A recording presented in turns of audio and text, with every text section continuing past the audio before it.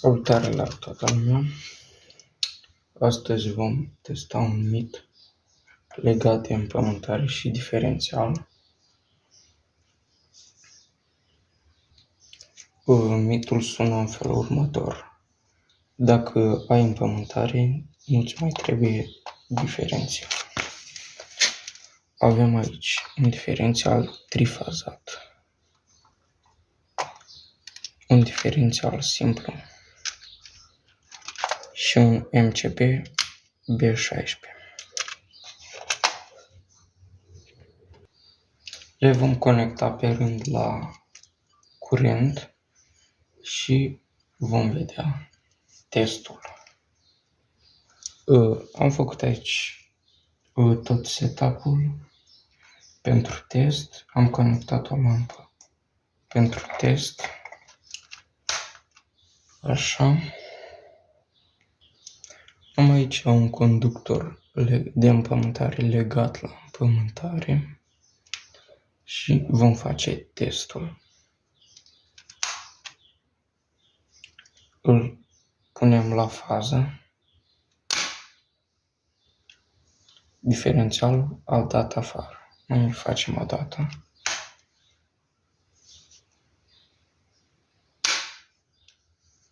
Diferențialul de afară. Am conectat diferențialul trifazat și vom face același test. Avem conductorul de împământare și îl înfigem în fază. Diferențialul a dat afară. Mai încercăm o dată.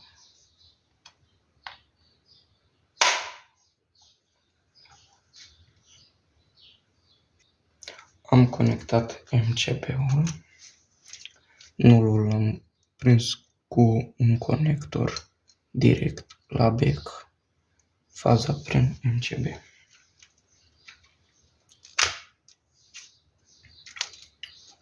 Luăm același conductor de împământare.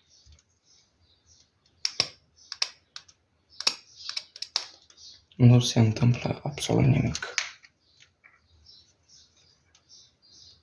Fără un diferențial.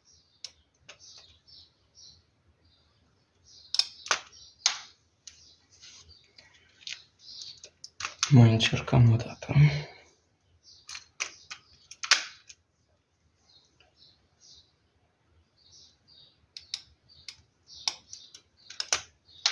Deci așa te poți electrocuta.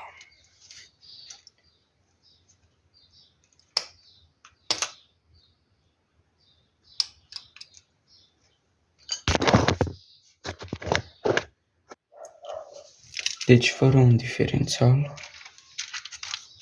ca acesta sau acesta, MCB-ul nu poate da afară.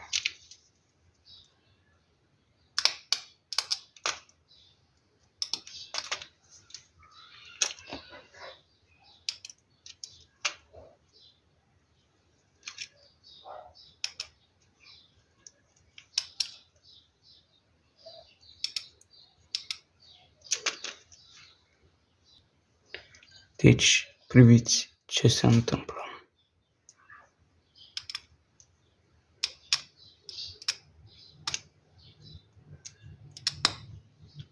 Nu dă afară.